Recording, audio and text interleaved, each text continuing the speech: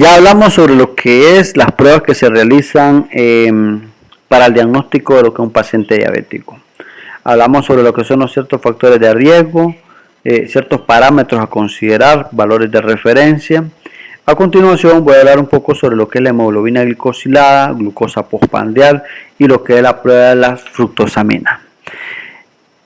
Bueno, la hemoglobina glicada, que también así se conoce con este término.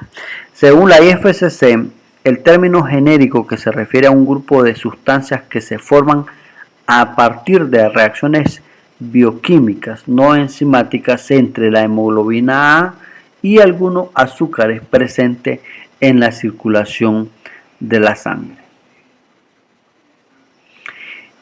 El contacto permanente del eritrocito con la glucosa hace que ésta las incorpore a su estructura molecular proporcionalmente con la concentración de glucosa en el torrente sanguíneo y durante el lapso de vida del glóbulo rojo.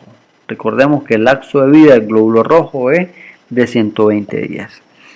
El proceso bioquímico no enzimático lento de reacción de la glucosa con el aminoácido valina de la cadena beta de la hemoglobina.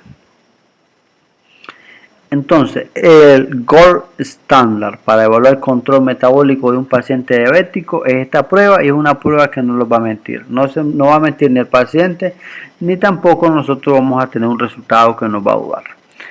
¿Por qué? Porque esta prueba es la continuidad de los últimos meses o de los últimos 90 días del paciente en lo que es el control de lo que es la glicemia. Tiene una baja variabilidad esta prueba, es un único marcador metabólico asociado a complicaciones crónicas. Existen lo que son los métodos de dosaje que están basados en diferencia de carga. Por ejemplo, la cromatografía de intercambio catiónico, la electroforesis, y también basados en diferencias estructurales por afinidad del boronato, que cuantifican la hemoglobina glicosilada por cromatografía de afinidad, también por HPLC de afinidad. Y también están los métodos inmunoquímicos, inmunoturbidimetría, inmunoquimioluminescencia y lo que son los métodos enzimo-inmunoanálisis. Dentro de la toma de muestras para la prueba de la hemoglobina glicada o glicosilada, el consenso de la SAD en el 2009 recomendó los siguientes datos. La preparación del paciente, un ayuno de 8 horas. La obtención de la muestra tiene que ser una punción venosa. El tipo de muestra, nosotros vamos a utilizar sangre entera con ECTA, respetar las proporciones. Dentro de las características de la muestra no tiene que ir coágulo, tiene que ser con una conservación de la muestra. Si no se procesa de inmediato, nosotros lo que vamos a hacer es conservar refrigerada de 2 a 8 grados centígrados y no se puede congelar en un lapso no mayor de 7 días. Aquí les presento un ejemplo de lo que es la cromatografía líquida de alta eficacia, la HPLC. Que esta prueba de referencia para la determinación de hemoglobina glicada no es afectada ni por el pH, ni por la temperatura, ni por la hemoglobinopatía, ni mucho menos por lo que es un fallo renal. El método cromatografía líquida de alta eficacia, hay datos que nosotros tenemos que conocer, que es, por ejemplo, en el caso de hemolizar la muestra, mezclar con la fase móvil, se inyecta alta presión a través de una columna, la muestra pasa por un sistema de separación, que esto se le conoce como prefiltro, en una columna que contiene la fase estacionaria.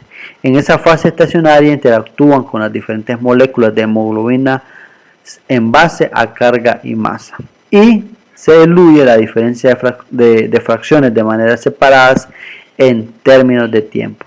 Cada pico de dilución corresponde a una proteína diferente que puede ser cuantificada. También tenemos lo que son los métodos inmunoturbidimétricos turbidimétricos. El fundamento de este método es la inhibición de lo que es la inmunoturbidimétrico para determinar la hemoglobina glicada como porcentaje de la hemoglobina total en sangre entera. Este método, bueno, la hemoglobina total, la muestra es hemolizada por acción de un buffer alcalino de un detergente no iónico. La hemoglobina liberada se convierte en hematina, que se mide espectrofotométricamente a 604 nanómetros. También, en el paso número 2, la solución es incubada con las micropartículas cubiertas con ACS, con ACS específicos digeridos contra la hemoglobina glicosilada. Se unen a un anticuerpo a cada sitio de glicación presentes en la hemoglobina. Terminando el paso 1, se introduce la solución un apteno.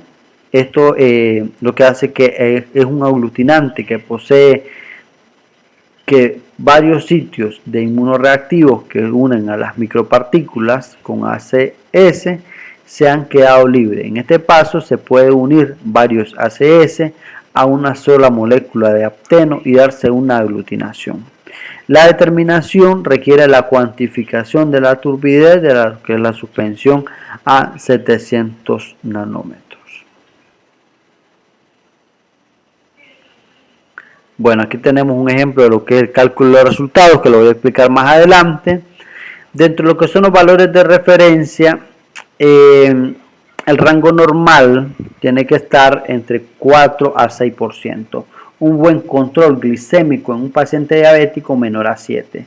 Si este porcentaje se eleva por encima del 8%, es importante introducir cambios en el tratamiento del paciente. ¿Con qué frecuencia nosotros se solicita esta prueba de lo que es la hemoglobina glicosilada en el laboratorio? Para ver si el paciente alcanzó los objetivos deseados cada 3 meses. Pacientes que han alcanzado una estabilidad glicémica 2 veces al año. Dentro de las indicaciones para la determinación de lo que es la glicemia postprandial, que es otro método muy importante, el paciente debe concurrir al laboratorio 2 horas después de haber ingerido su desayuno habitual. Los valores de referencia que nosotros vamos a utilizar para la glicemia postprandial en buen control glicémico 2 horas después del desayuno es menor a 140 miligramos sobre decilitro. Y bueno, ya para terminar con este tema voy a hablar de lo que es la fructosamina. Las fructosaminas séricas son compuestos que resultan de las reacciones de glicación entre azúcar y una amina primaria, seguida por una isomerización a través de reordenamiento de Amadori. Las cetoaminas, que son las fructosaminas que nosotros conocemos de las proteínas glicadas, tienen la capacidad de actuar como agentes reductores en medio alcalino y transformarse en enaminol. Los métodos colorimétricos para la determinación de fructosaminas, el enaminol reduce lo que es el nitrotetrasolio, dando lugar a un formazano cuyo color es proporcional a la concentración sérica de lo que es la fructosamina. Nosotros lo vamos a leer en una colorimétricamente a 550 nanómetros. Aquí nosotros tenemos lo que es el ejemplo del proceso de lo que es la fructosamina. Y bueno, la fructosamina permanece en sangre actuando como memoria glicémica hasta ser metabolizada como las demás proteínas del suero. Como consecuencia de la concentración de fructosaminas representan en forma de retrospectiva un índice de las fluctuaciones de la concentración de glucosa sanguínea 2 a 3 semanas previa a la realización de lo que es el análisis. Y aquí les presento lo que son los valores de referencia.